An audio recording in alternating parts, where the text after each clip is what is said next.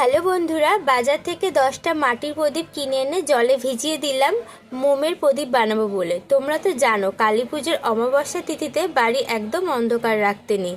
মোমবাতি কিংবা প্রদীপ জ্বালিয়ে বাড়িটা আলোয় আলোকিত করে রাখতে হয়। আর এই ভিডিওটা আমি ইউটিউব থেকেই শিখেছি, তাই তোমাদের সাথেও, যেহেতু প্রথমবার করছি তাই তোমাদের সাথে একটু শেয়ার করলাম।